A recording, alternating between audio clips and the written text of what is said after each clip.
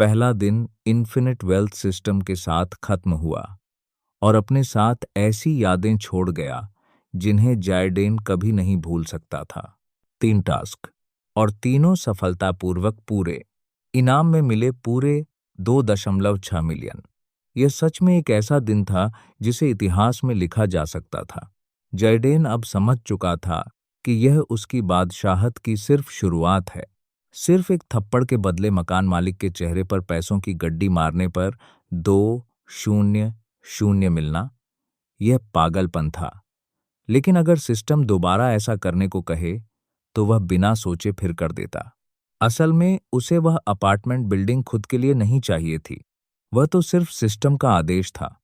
और अब जबकि बिल्डिंग उसकी हो चुकी थी, उसने समय बर्बाद कर मकान मालिक बनने का कोई इरादा नहीं रखा। उसने तुरंत उस जर्जर बिल्डिंग की पूरी मरम्मत स्पॉन्सर करने का फैसला किया और हाल ही में उसके साथ बुरा व्यवहार करने वाले मिस्टर कॉलिंस को ही नया केयरटेकर बना दिया। अगली सुबह जायडेन की नींद सिस्टम के लगातार आते संदेशों से खुली।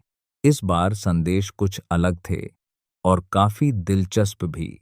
इन्फिनिट वेल्थ सिस्टम का पहला दिन पूरा हो चुका है। अब असली खेल शुरू होता है। मुख्य लक्ष्य, दुनिया की सबसे बड़ी और ताकतवर बिजनेस एम्पायर बनाओ, इतिहास का सबसे अमीर इंसान बनो और अपने परिवार के विनाश का बदला लो। जायडेन मुस्कुराया। आखिरी वाला लक्ष्य, वो तो मेरी आत्मा में जल रहा है। जब तक उसे पूरा नहीं करूंगा, चैन से नहीं बैठूंगा। उसे वह दिन याद आया जब उसे बताया गया था कि उसके पिता जेल में मर चुके हैं, गिरफ्तारी के सिर्फ 6 महीने बाद। मौत की असली वजह किसी ने नहीं बताई, यहां तक कि पोस्टमार्टम रिपोर्ट भी छुपा दी गई थी। जायडेन जानता था उसके पिता की हत्या हुई थी। तभी सिस्टम ने अगले 4 टास्क सामने रख दिए। Task 4, bronze level. किसी लड़की को गुलाब देकर मुस्कुराने पर मजबूर करो और यह सब सोफिया के सामने होना चाहिए। इनाम 500 plus 2 charm. Task 5, bronze level. अपना पहला लोकल बिजनेस शुरू करो और 1 हफ्ते में 100 शून्य कमाओ। इनाम 1 million plus 2 reputation plus 2 influence. Task 6, silver level. एक लग्जरी ऑक्शन में बिना बुलावे के जाओ, किसी करोड़पति को रोलेक्स पर बोली में हराओ और घड़ी लिए बिना वहां से निकल जाओ। इनाम 5 मिलियन, 3 रेपुटेशन, 2 करिश्मा, 2 कॉन्फिडेंस, 1 वेल्थ पॉइंट। जायडेन ने गहरी सांस ली। उसका पहला सिल्वर लेवल टास्क शुरू हो चुका था और यह पूरी तरह पागलपन लग रहा था। सुबह जल्दी तैयार होकर जायडेन बाहर निकला।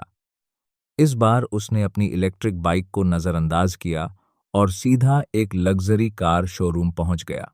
हाँ, वह अपनी पहली कार खरीदने वाला था। कुछ ही मिनटों बाद उसने पूरे 700 शून्य खर्च करके एक चमचमाती मैक्लारेन सेबर खरीद ली। कार में बैठते हुए उसने हल्की मुस्कान के साथ कहा, दुनिया तैयार हो जाओ, मेरी बादशाहत शुरू हो चुकी है। मैक्लारेन सेबर गरजती हुई स्काई हाई यूनिवर्सिटी कैंपस में दाखिल हुई। बिजनेस फैकल्टी बिल्डिंग के सामने रुकते ही उसकी डायमंड कट बटरफ्लाई डोर्स आसमान की तरफ खुल गईं और फिर बाहर उतरा जायडेन, काले सूट में, काले चश्मे के साथ, बिल्कुल किसी राजा की तरह। पूरा कैंपस हैरान रह गया। क्या वो जायडेन है? 2 दिन पहले तक तो सस्ते हुडी पहनता था। वो मैक्लारेन सेबर है। उसकी कीमत $7 लाख है। हर तरफ फुसफुसाहट फैल गई, लेकिन जायडेन शांत था। उसकी चाल में वही आत्मविश्वास था जो सिर्फ राजाओं में होता है। क्लासरूम के अंदर रॉयस पहले से बैठा था। उसके साथ सोफिया भी थी। जैसे ही जायडेन अंदर आया, पूरा कमरा शांत हो गया। लेकिन वह सीट ढूंढने नहीं गया। वह सीधा सोफिया के पास बैठी एक खूबसूरत लड़की के पास पहुंचा और बिना झिझक उसे गुलाब दे दिया। लड़की मुस्कुराई और उसी पल सोफिया के चेहरे का रंग बदल गया। जलन उसकी आंखों में साफ दिखाई दे रही थी। कुछ देर बाद प्रोफेसर नाथन क्लास में आए और एक सवाल पूछा, अप्रिशिएटिंग एसेट और डिप्रिशिएटिंग लायबिलिटी में क्या फर्क है? उन्होंने रॉयस को जवाब देने के लिए बुलाया। लेकिन रॉयस हकलाने लगा। ओह, अप्रिशिएटिंग एसेट शायद प्रॉपर्टी होती है, और लायबिलिटी मतलब खर्च। पूरी क्लास हंस पड़ी। तभी जैडेन की शांत आवाज गूंजी। रोलेक्स डिटोना या हेर्मेस बर्किनबैग जैसी चीजें अप्रिशिएटिंग एसेट्स हैं, क्योंकि समय के साथ उनकी कीमत बढ़ती है, जबकि एक नई mid tier car depreciating liability है, जिसकी कीमत शोरूम से बाहर निकलते ही गिर जाती है। पूरा क्लासरूम शांत हो गया। प्रोफेसर नाथन ने प्रभावित होकर कहा, बहुत शानदार जवाब। तुम्हारा नाम? जार्डेन कोल। मैं यह नाम याद रखूंगा। रॉयस और सोफिया के चेहरे पर शर्म साफ दिखाई दे रही थी। जिस लड़के को वे कभी नौ बॉडी कहते थे, आज वही सबके सामने उनसे आगे निकल चुका था। क्लास खत्म होते ही रॉयस गुस्से में जैडेन के पास आया। तुम खुद को स्टार समझते हो? यह मेरी दुनिया है।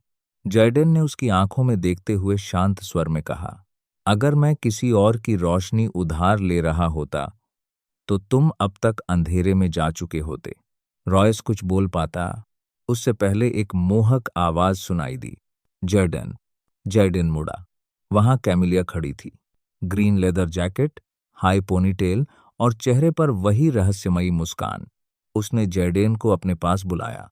जैडेन ने आखिरी बार रॉयस और सोफिया की तरफ देखा, हल्की मुस्कान दी और कैमिलिया की तरफ बढ़ गया। पीछे रह गए सिर्फ वे लोग जो अब पहली बार समझ रहे थे कि जैडेन कोल डरता नहीं। उसे किसी से माफी नहीं चाहिए। उसके पास सिर्फ एक चीज थी, मोमेंटम। पहला दिन इन्फिनिट वेल्थ सिस्टम के साथ खत्म हुआ और अपने साथ ऐसी यादें छोड़ गया जिन्हें जैडेन कभी नहीं भूल सकता था। 3 टास्क और तीनों सफलतापूर्वक पूरे। इनाम में मिले पूरे 2.6 मिलियन। यह सच में एक ऐसा दिन था जिसे इतिहास में लिखा जा सकता था।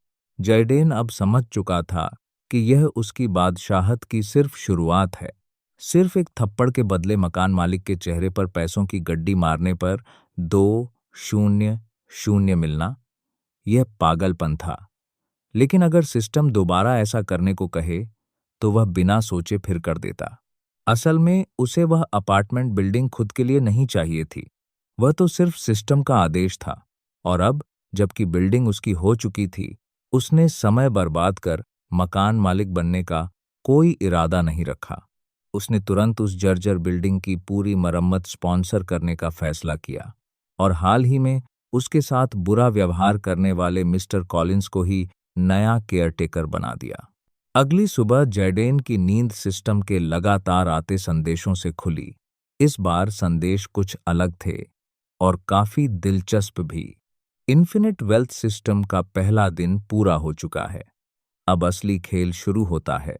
मुख्य लक्ष्य, दुनिया की सबसे बड़ी और ताकतवर बिजनेस एम्पायर बनाओ, इतिहास का सबसे अमीर इंसान बनो और अपने परिवार के विनाश का बदला लो। जैडेन मुस्कुराया। आखिरी वाला लक्ष्य, वो तो मेरी आत्मा में जल रहा है। जब तक उसे पूरा नहीं करूंगा, चैन से नहीं बैठूंगा। उसे वह दिन याद आया जब उसे बताया गया था कि उसके पिता जेल में मर चुके हैं, गिरफ्तारी के सिर्फ 6 महीने बाद। मौत की असली वजह किसी ने नहीं बताई, यहां तक कि पोस्टमार्टम रिपोर्ट भी छुपा दी गई थी। जैडेन जानता था उसके पिता की हत्या हुई थी। तभी सिस्टम ने अगले 4 टास्क सामने रख दिए। Task 4, bronze level. किसी लड़की को गुलाब देकर मुस्कुराने पर मजबूर करो और यह सब सोफिया के सामने होना चाहिए। इनाम 500 plus 2 charm. Task 5, bronze level. अपना पहला लोकल बिजनेस शुरू करो और 1 हफ्ते में 100 शून्य कमाओ। इनाम 1 million plus 2 reputation plus 2 influence. Task 6, silver level.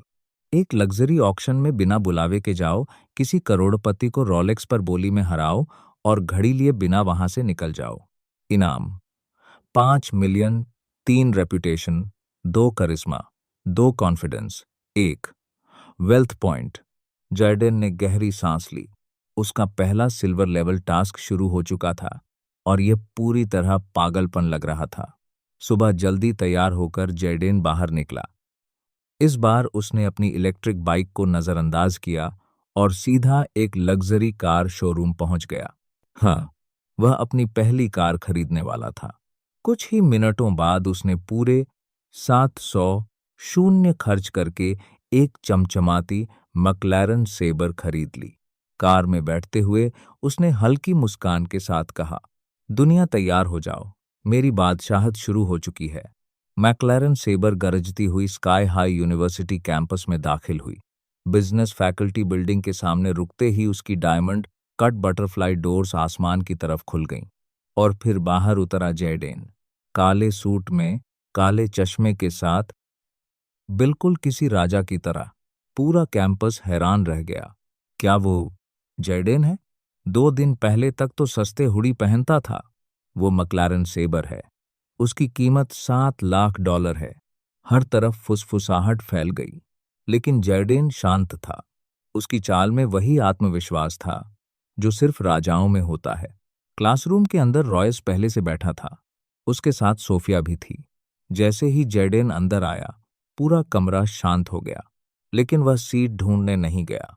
वह सीधा सोफिया के पास बैठी एक खूबसूरत लड़की के पास पहुंचा और बिना झिझक उसे गुलाब दे दिया। लड़की मुस्कुराई और उसी पल सोफिया के चेहरे का रंग बदल गया। जलन उसकी आंखों में साफ दिखाई दे रही थी। कुछ देर बाद प्रोफेसर नाथन क्लास में आए और एक सवाल पूछा, अप्रिशिएटिंग एसेट और डिप्रिशिएटिंग लायबिलिटी में क्या फर्क है? उन्होंने रॉयस को जवाब देने के लिए बुलाया, लेकिन रॉयस हकलाने लगा। ओह, अप्रिशिएटिंग एसेट शायद प्रॉपर्टी होती है और लायबिलिटी मतलब खर्च। पूरी क्लास हंस पड़ी। तभी जैडेन की शांत आवाज गूंजी, रोलेक्स डेटोना या हेर्मेस बर्किन बैग जैसी चीजें अप्रिशिएटिंग एसेट्स हैं, क्योंकि समय के साथ उनकी कीमत बढ़ती है, जबकि एक नई mid tier car depreciating liability है, जिसकी कीमत शोरूम से बाहर निकलते ही गिर जाती है। पूरा क्लासरूम शांत हो गया। प्रोफेसर नाथन ने प्रभावित होकर कहा, बहुत शानदार जवाब। तुम्हारा नाम? जैडेन कोल। मैं यह नाम याद रखूंगा। रॉयस और सोफिया के चेहरे पर शर्म साफ दिखाई दे रही थी। जिस लड़के को वे कभी नो बॉडी कहते थे, आज वही सबके सामने उनसे आगे निकल चुका था। क्लास खत्म होते ही रॉयस गुस्से में जैडेन के पास आया। तुम खुद को स्टार समझते हो? यह मेरी दुनिया है। जैडेन ने उसकी आंखों में देखते हुए शांत स्वर में कहा, अगर मैं किसी और की रोशनी उधार ले रहा होता तो तुम अब तक अंधेरे में जा चुके होते। रॉयस कुछ बोल पाता उससे पहले एक मोहक आवाज सुनाई दी, जैडेन। जैडेन मुड़ा। वहां कैमिलिया खड़ी थी, green leather jacket, high ponytail और चेहरे पर वही रहस्यमयी मुस्कान। उसने जैडेन को अपने पास बुलाया। जैडेन ने आखिरी बार रॉयस और सोफिया की तरफ देखा, हल्की मुस्कान दी और कैमिलिया की तरफ बढ़ गया। पीछे रह गए सिर्फ वे लोग जो अब पहली बार यह कैफे शहर के रणनीतिक केंद्र में स्थित है और इसमें डिलीवरी बिजनेस की अपार संभावनाएं हैं। आप इसमें शामिल करेंगे पार्टनर बाइकर्स और ड्राइवर्स के साथ state wide delivery service, rare supplier से लाई गई exclusive coffee blends, high speed service और लोकल टारगेटिंग के साथ नया रीब्रांड, रोजाना वायरल मार्केटिंग कैंपेन। जैडेन बार पलकें झपकाने लगा। पिछली बार सिस्टम के सुझाव पर उसने वायरेक्स कॉइन्स खरीदे थे और उसका अनुभव अच्छा नहीं रहा था। अब सिस्टम उसे फिर से पैसा दांव पर लगाने को कह रहा था। लेकिन इस बार जैडेन ने ज्यादा देर नहीं सोची, क्योंकि सच कहें तो वह किसी अच्छे लोकल बिजनेस की तलाश में पूरी तरह असहाय हो चुका था। वह उठा और काउंटर की ओर बढ़ा। उसके कदमों से लकड़ी का फर्श हल्का चरमराया। दिन खराब गया, उसने नरमी से पूछा। मेलिंडा ने चौंक कर ऊपर देखा। उसे उम्मीद नहीं थी कि कोई उससे बात करेगा। उसने जल्दी से एक हल्की मुस्कान बनाई। आप ऐसा कह सकते हैं, और अभी जो हुआ उसके लिए माफ कीजिए। उम्मीद है आपकी कॉफी खराब नहीं हुई होगी। जैडेन ने सिर हिलाया। मैं यहाँ कॉफी के लिए नहीं आया था। यह सुनकर वह रुक गई। तो फिर आप यहाँ क्यों हैं? जैडेन ने दरवाजे की तरफ देखा जहां से वे लोग निकले थे, फिर उसकी ओर मुड़ा। मैंने सब देखा।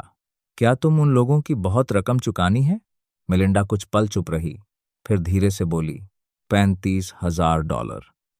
पिछले साल मैंने बिजनेस लोन लिया था। सोचा था इससे मैं इस जगह को बड़ा बना पाऊंगी, लेकिन महामारी आ गई, खर्चे दोगुने हो गए और मेरा बैकअप प्लान फेल हो गया। अब मैं डूब रही हूं। जयडेन थोड़ा आगे झुका। अगर मैं कहूं कि मैं तुम्हारी मदद कर सकता हूं। मेलिंडा ने आंखें सिकोड़ लीं। मदद? देखिए, मैं किसी से भीख नहीं चाहती। यह मेरी गलती है। मैं भीख नहीं दे रहा। जेडन बार बार उस इंटरफेस को घूरते हुए अपनी आंखें सिकोड़ रहा था। ऐसा दिखाने की कोशिश मत करो कि तुम्हें यह पसंद नहीं है, होस्ट। मैं तुम्हारे दिमाग को साफ साफ पढ़ सकता हूं। सिस्टम ने तुरंत जेडन को चिढ़ाया और वह कुछ पल चुप खड़ा रहा। फिर थोड़ी देर बाद उसके चेहरे पर मुस्कान फैलने लगी। यह साफ था कि जेडन को ढेर सारी खूबसूरत लड़कियों का साथ और उनके बढ़ते हुए लगाव का मजा आने वाला था। उसे लगता था कि सिर्फ पैसा कमाना और खर्च करना पूरी तरह परफेक्ट नहीं हो सकता। औरतों के बिना पैसा उड़ाना बेहद बोरिंग था। वाह, यही मुस्कान मैं देखना चाहता हूं, होस्ट। सिस्टम ने जेडन की मासूम लेकिन शरारती मुस्कान पर प्रतिक्रिया दी और जेडन और भी ज्यादा मुस्कुरा उठा। कुछ देर बाद वह कैफे से बाहर निकला और फैकल्टी ऑफ बिजनेस की पार्किंग की तरफ बढ़ गया। तभी अचानक उसके सिर और पीठ में तेज धड़कता हुआ दर्द महसूस होने लगा। उसका शरीर कई जगहों पर दर्द कर रहा था और उसका बायां कंधा अब भी बीच बीच में झटके खा रहा था। पिछले कुछ दिनों से वह इसे नजरअंदाज कर रहा था, लेकिन अब इसे अनदेखा करना मुश्किल हो रहा था। वह दर्द से कराहा और गर्दन के पीछे हाथ फेरते हुए बोला, शिट, उन गुंडों से पिटने के बाद मैंने ठीक से इलाज भी नहीं करवाया। यादें एकदम से उसके दिमाग में लौट आईं। वे नकाबपोश हरामी जिन्होंने अपार्टमेंट बिल्डिंग के बाहर उस पर हमला किया था। ठीक उस समय से पहले जब इन्फिनिट वेल्थ सिस्टम उसकी जिंदगी में आया था। एड्रेनालिन, पैसा और अचानक मिली हैसियत के बीच उसने अपने शरीर का ख्याल ही नहीं रखा। अब वह जानता था कि यह उसके लिए अच्छा नहीं था। पहले उसकी जिंदगी में जीने जैसा कुछ नहीं था, लेकिन अब था। अब वह अपनी सेहत को मजाक नहीं बना सकता था। जेडन समझ गया कि उसे इन्फर्मरी जाना पड़ेगा। पार्किंग के पास पहुंचते ही उसने कुछ छात्रों, 2 लड़के और एक लड़की को वेंडिंग मशीन के पास बातें करते सुना। हाँ, ऑक्शन आर्केडिया लाउंज में होने वाला है। पाम एवेन्यू के पास वाला एक लड़का उत्साह से फुसफुसाया। सुना है बड़े बड़े लोग आने वाले हैं। सिर्फ बड़े लोग नहीं, मैंने सुना है होल्ट कॉरपोरेशन का हेड ऑफ एक्विजिशंस भी आएगा, और शायद वो पुराना वॉर टाइकून भी, न्यू बैस्टियन वाला, जिसे लोग लुका वेन का अंकल कहते हैं, लड़की ने कहा। जेडन की चाल धीमी हो गई। वह ऐसे खंभे से टिक गया जैसे फोन चला रहा हो, लेकिन उसके कान हर शब्द पकड़ रहे थे। इतना ही नहीं, दूसरे लड़के ने कहा, किसी ने बताया मिस्टर जॉर्डन भी आने वाला है, बिली ग्रुप का नया बॉस। मतलब उस रात पैसों की बारिश होने वाली है। छात्रों की आंखों में जोश और बेचैनी साफ दिख रही थी, लेकिन जेडन को उससे कोई फर्क नहीं पड़ता था। उसे बस वही सुनना था जो जरूरी था। Arcadia lounge, auction night, Wednesday. उसने मन ही मन नोट किया, कार में बैठा और निकल पड़ा। यूनिवर्सिटी की इन्फर्मरी बिजनेस फैकल्टी से ज्यादा दूर नहीं थी। कैंपस में कई इन्फर्मरी थीं ताकि हर समय इलाज मिल सके, लेकिन जेडन हमेशा सबसे दूर वाली इन्फर्मरी में जाता था, क्योंकि वह नहीं चाहता था कि उसके दोस्त जाने कि उसकी हालत खराब है। सेक्टर 3 इन्फर्मरी पहुंचकर वह अंदर गया। हॉलवे में एंटीसेप्टिक और हल्की सिट्रस खुशबू फैली हुई थी। उसने एंट्री की और उसे इंतजार करने को कहा गया। बताया गया कि उसकी नर्स नई भर्ती हुई है। दरवाजा खुला और जेडन की आंखें हल्की सी फैल गईं। जो नर्स अंदर आई, उसके कर्व्स देखकर जेडन के दिमाग में नए तरह का दर्द शुरू हो गया। उसकी टाइट यूनिफॉर्म उसके शरीर से दूसरी त्वचा की तरह चिपकी हुई थी। उसके भरे हुए हिप्स और उभरी हुई छाती यूनिफॉर्म के बटन पर दबाव डाल रहे थे। उसकी चॉकलेट रंग की त्वचा चमक रही थी और उसके घुंघराले बाल उसके चेहरे को और आकर्षक बना रहे थे। वह शायद मिड-20s में थी। देखने में कॉलेज की सीनियर स्टूडेंट लगती थी, लेकिन उसके अंदर ऐसा आत्मविश्वास था जैसे वह हर चीज कंट्रोल करना जानती हो। जेदन कोल, उसने मुलायम और मीठी आवाज में पूछा। हाँ, मैं ही हूं। ठीक है, बैठ जाइए। चेक आपके लिए आए हैं। हाँ, सिरदर्द और बॉडी पेन है। कुछ दिन पहले कुछ लोगों ने बुरी तरह पीटा था। ठीक से इलाज नहीं करवाया। कुछ दवाइयां भी चाहिए, जेडन ने जवाब दिया। नर्स ने धीरे से हामी भरी और उसका बीपी चेक करने लगी। जैसे ही वह झुकी, उसकी छाती हल्के से जेडन के कंधे से टकराई। जेडन का शरीर एकदम तन गया। उसकी धड़कन तेज हो गई। उसे तो ऐसा लगा जैसे, मैं दिखावा करूंगी कि मैंने तुम्हारे हार्ट रेट का अचानक बढ़ना नोटिस नहीं किया, उसने मुस्कुराते हुए कहा। मेडिकल प्रोफेशनल से डर लगता है या आसानी से डिस्ट्रैक्ट हो जाते हो? जेडन मुस्कुराया। बस इतना समझ लो, तुम वैसी नर्स नहीं हो जैसी मैंने सोची थी। नर्स ने आंखें घुमाई, लेकिन होठों पर मुस्कान थी। फ्लर्ट करने से तुम्हारा ब्लड प्रेशर कम नहीं होगा मिस्टर कोल। कोशिश करने में क्या जाता है, जेडन ने आंख मारते हुए कहा। नर्स हल्का हंसी। फिजिकली तुम ठीक हो, ज्यादा गंभीर कुछ नहीं है। मैं कुछ दवाइयां देती हूं, लेकिन तुम्हें आराम की जरूरत है और स्ट्रेस से दूर रहो। मुश्किल है जब अमीर दुश्मन तुम्हें बर्बाद करना चाहते हों। जेडन हल्का मुस्कुराया। नर्स ने पलकें झपकाईं। दुश्मन तो हर जगह होते हैं। फिर उसने कहा, बस अगली बार फिर से पिटना मत। तुम्हारा सुंदर चेहरा खराब हो गया तो अच्छा नहीं लगेगा। कुछ पल के लिए उनकी आंखें एक दूसरे पर टिकी रहीं। उसका हाथ अब भी जेडन की कलाई पर था, लेकिन दोनों में से कोई हटा नहीं। कुछ देर बाद चेक अप खत्म हुआ। नर्स ने उसे 2 कैप्सूल दिए, एक नीला और एक लाल। जेडन मुस्कुराया, थैंक यू। फिर अचानक उसके दिमाग में एक ख्याल आया। ओह, अगर मुझे फिर से चक्कर आने लगे तो क्या कोई नंबर है जिस पर मैं कॉल कर सकूं? नर्स मुस्कुराई। उसने एक छोटा नोटपैड निकाला, नंबर लिखा और उसकी तरफ बढ़ा दिया। सिर्फ इमरजेंसी के लिए मिस्टर कोल। बिल्कुल, जेडन ने तुरंत नंबर सेव करते हुए कहा। नर्स टेमी। उसने अपना नाम बताया और जेडन इतना बेवकूफ नहीं था कि नाम सेव करना भूल जाए। वह इन्फर्मरी से बाहर निकल गया। जैसे ही वह बाहर आया, उसके दिमाग में सिस्टम की घंटी जैसी आवाज गूंजी। Infinite wealth system notification. New harem member added. Name Tammy Grace. Occupation nurse, medical professional. Affection level 11%। Status slightly interested. Note, देखभाल, सम्मान और हल्की फ्लर्टिंग के जरिए नजदीकियां बढ़ सकती हैं। Harem total 2। जेडन चलते चलते रुक गया। उसकी आंखें चमक उठीं। ये क्या बकवास है सिस्टम, मैं तो सिर्फ चेकअप कराने आया था। होस्ट का आकर्षण अब सामान्य स्तर से ऊपर जा रहा है। आगे की मुलाकातों में सफलता की संभावना और बढ़ सकती है। जेडन ने लंबी सांस ली, लेकिन उसके होठों पर धीरे धीरे मुस्कान उभर आई। Harem feature. हाँ, लगता है मैं सच में खतरनाक बनता जा रहा हूं। वह वापस अपनी मैक्लारन में बैठ गया। कैंपस के बाहरी इलाके में स्थित एक आलीशान हवेली में ऊंची दीवारों और शांत चीड़ के पेड़ों के बीच 4 लोगों का एक समूह आराम करते हुए अपना खाली समय बिता रहा था। धूप से रोशन लिविंग रूम में सब बैठे थे। लुका वेन सफेद सोफे पर आलस से फैला हुआ था। उसके हाथ में पड़ा गेम कंट्रोलर अब बेकार हो चुका था। रिची, जो हमेशा चेहरे पर एक शरारती मुस्कान रखता था, मॉन्स्टर ड्रिंक का कैन खत्म करने में लगा था। वहीं सोफिया, जो हमेशा सबसे तेज दिमाग वाली मानी जाती थी, अपने फोन को घूरते हुए भौहें सिकोड़ रही थी। ज्यादा देर नहीं लगी कि लुका वेन ने चुप्पी तोड़ दी। भाई, मुझे बोलो कि मैं पागल नहीं हो गया हूं, लुका ने कंट्रोलर कांच की टेबल पर फेंकते हुए कहा। तुम लोगों ने वो कार देखी थी ना? वो एक मैक्लारन सेबर थी।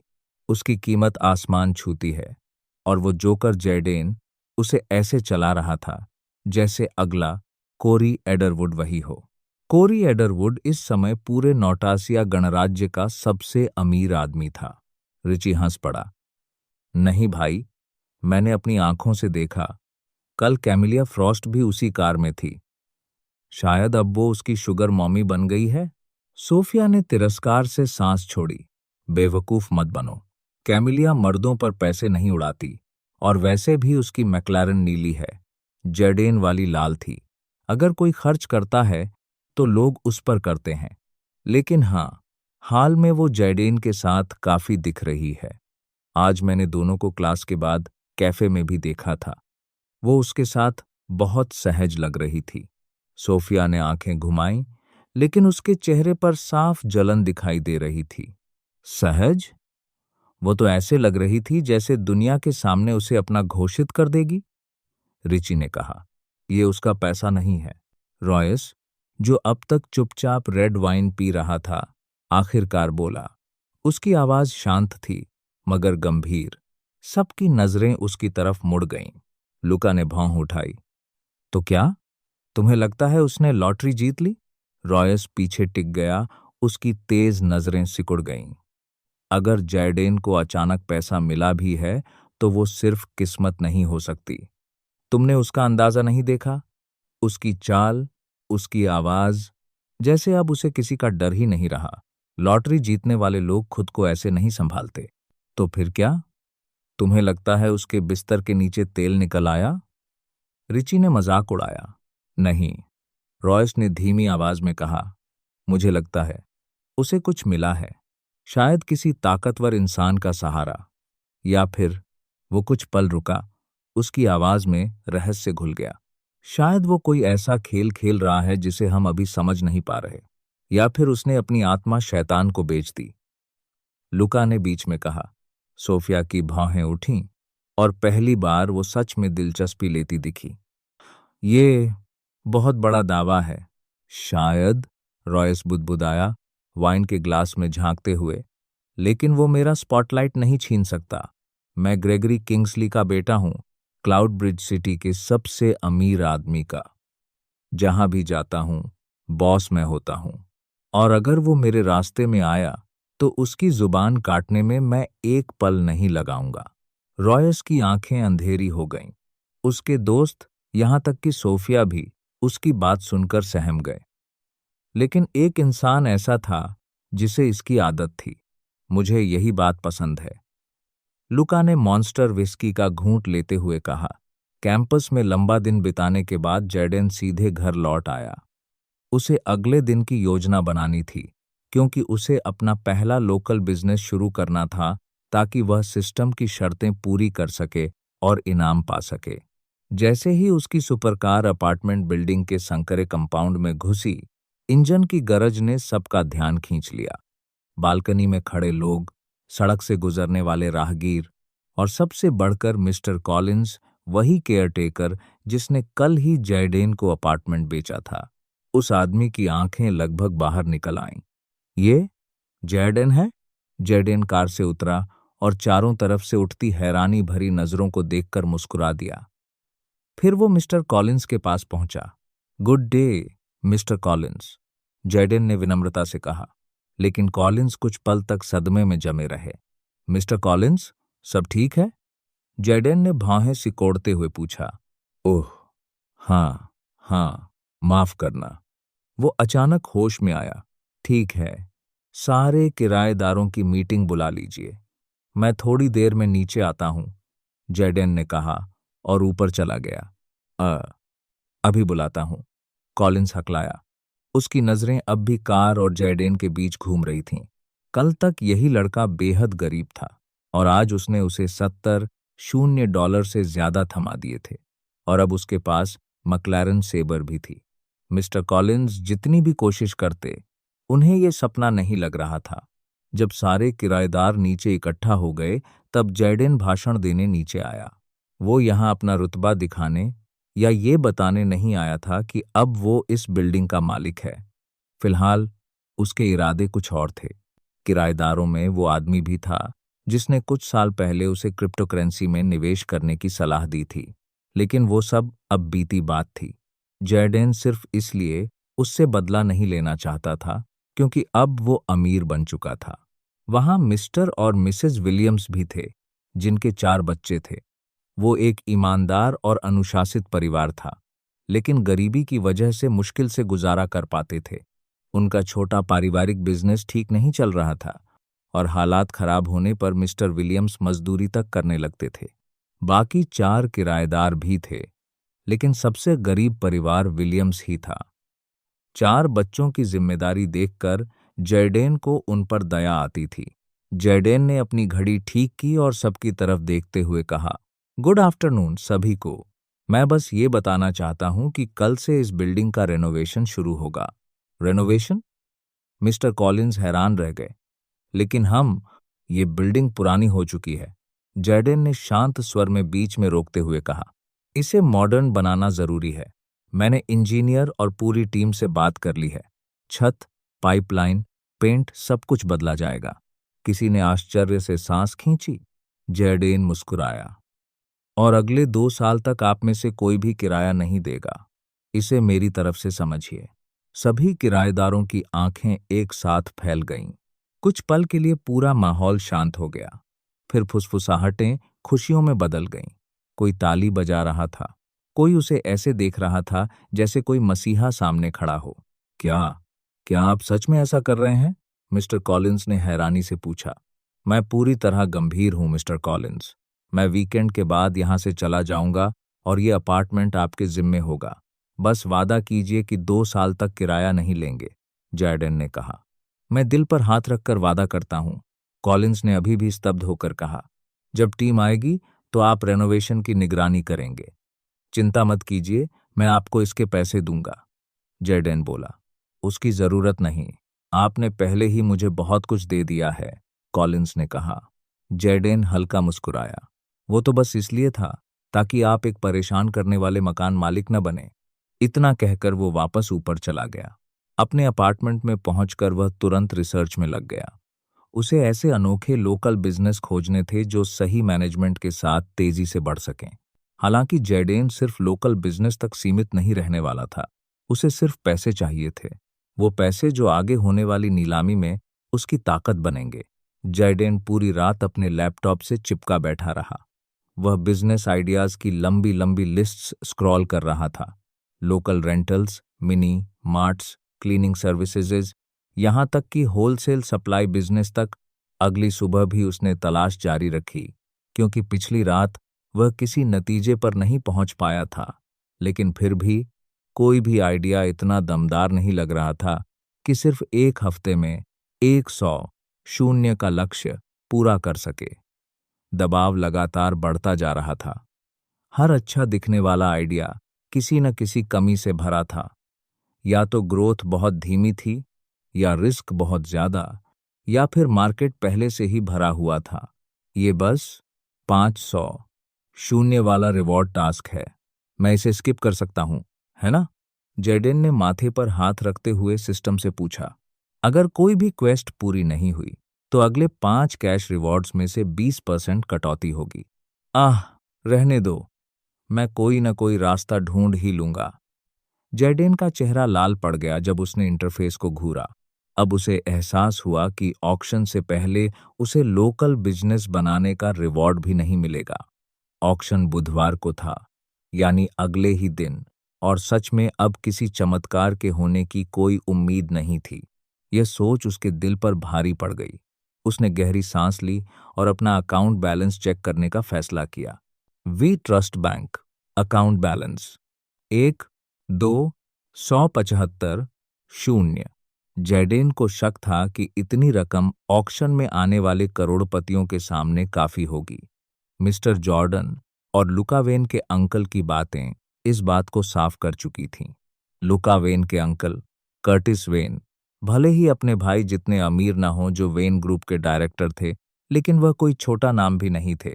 वह एक रिटायर्ड सैनिक थे जिन्होंने चौथे विश्व युद्ध के दौरान अपार दौलत कमाई थी और एक विशाल बिजनेस साम्राज्य खड़ा किया था। भले ही आजकल नए टाइकून उनसे कहीं ज्यादा तेजी से आगे बढ़ रहे थे, फिर भी क्लाउडब्रिज सिटी में उनका नाम सम्मान से लिया जाता था। जैडेन ने सोचा कि अगर ऑक्शन में उसका सामना उस आदमी से हो गया तो उसके जीतने की कोई संभावना नहीं थी।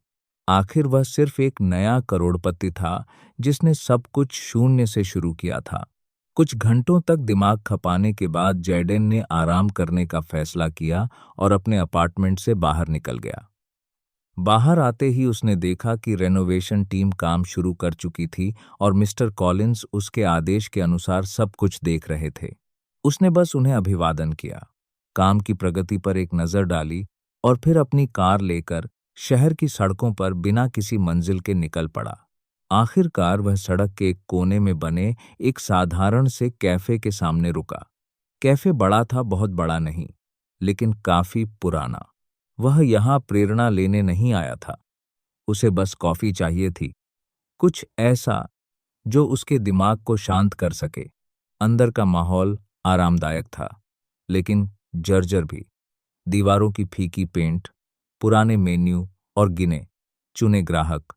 साफ दिख रहा था कि अपनी क्षमता के बावजूद यह कैफे ठीक से नहीं चल रहा था। एक कोने में बैठकर उसने ब्लैक कॉफी ऑर्डर की। जैडेन ने कुछ पल उसकी खुशबू का आनंद लिया और फिर पहला घूंट लिया ही था कि तभी 3 आदमी काले सूट पहने हुए तेजी से कैफे में घुसे। वे ग्राहक नहीं लग रहे थे। वे सीधे मैनेजर के पास गए और उन्हें देखते ही महिला का चेहरा सख्त हो गया। उसके हाथ से कप गिर पड़ा। मिस्टर ग्रेव्स, उसने अपनी आवाज संभालने की कोशिश करते हुए कहा। मैं आपको कॉल करने ही वाली थी। मैं पेमेंट का इंतजाम कर रही हूं। ग्रेव्स ने हाथ उठाकर उसे चुप करा दिया। तुम पिछले 2 महीनों से यही कह रही हो, उसने ठंडे स्वर में कहा। बैंक वादों पर नहीं चलता मेलिंडा। मुझे बस थोड़ा और समय चाहिए, उसने जल्दी से कहा। सेल्स थोड़ी बढ़ी हैं और मैंने कुछ दोस्तों से लोन के बारे में बात की है। अगर आप मुझे अगले हफ्ते तक का समय दे दें। उनमें से दूसरा आदमी, जिसकी आंखें तेज थीं, हंस पड़ा। अगला हफ्ता नहीं होगा। तुम 2 बार शर्तें तोड़ चुकी हो। सारे पेपर्स तैयार हैं। बस एक कॉल लगेगी और लोग आकर इस जगह को जब्त कर लेंगे और तुम्हें पता है उसके बाद क्या होगा। मेलिंडा के हाथ कांपने लगे। उसने काउंटर के नीचे से एक फोल्डर निकाला। देखिए, मेरे पास कुछ पेमेंट तैयार है। मैं अभी कुछ दे सकती हूं और बाकी कुछ दिनों में। प्लीज ऐसा मत कीजिए। ग्रेव्स आगे झुका और उसकी आवाज और ठंडी हो गई। यह आंशिक भुगतान का मामला नहीं है, यह टूटे हुए भरोसे का मामला है। तुमने अपने दादा की प्रॉपर्टी गिरवी रखी थी और अब तुम सब कुछ खोने वाली हो। मेलिंडा की आंखों में दर्द चमक उठा। प्लीज, यह कैफे ही मेरे पास सब कुछ है। तीसरा आदमी, जो अब तक चुप था, आखिर बोला, तुम्हारे पास सिर्फ 48 घंटे हैं मेलिंडा। कोई बहाना नहीं, कोई कॉल नहीं, बस पूरा पैसा, वरना हम ऑफिस को कॉल कर देंगे। उसके बाद यह कैफे भी तुम्हारा नहीं रहेगा। इतना कहकर वे तीनों मुड़कर बाहर चले गए। मेलिंडा काउंटर के पीछे जमी रह गई, एक हाथ में फोल्डर, दूसरा मुट्ठी में बंद। उसकी आंखों में डर, गुस्सा और बेबसी साफ दिखाई दे रही थी और अपने कोने से जैडेन यह सब देख रहा था। वह सिर हिलाए बिना नहीं रह सका। हालांकि वह इसमें दिलचस्पी नहीं लेना चाहता था, तभी सिस्टम की आवाज गूंजी। नई बिजनेस अपॉर्चुनिटी डिटेक्ट हुई। सुझाव: मेल्स ग्राउंड्स कैफे खरीदें 35-0। Recommended investment 65-0। Expected ROI 150-0 in less than 60 days. Jordan का दिल तेजी से धड़क उठा। क्या तुम सच में सीरियस हो? उसने धीरे से बुदबुदाया। यह कैफे शहर के रणनीतिक केंद्र में स्थित है और इसमें डिलीवरी बिजनेस की अपार संभावनाएं हैं। आप इसमें शामिल करेंगे पार्टनर बाइकर्स और ड्राइवर्स के साथ state wide delivery service, rare supplier से लाई गई exclusive coffee blends, high speed service और लोकल टारगेटिंग के साथ नया रीब्रांड, रोजाना वायरल मार्केटिंग कैंपेन। जैडेन बार पलकें झपकाने लगा। पिछली बार सिस्टम के सुझाव पर उसने वायरेक्स कॉइन्स खरीदे थे और उसका अनुभव अच्छा नहीं रहा था। अब सिस्टम उसे फिर से पैसा दांव पर लगाने को कह रहा था।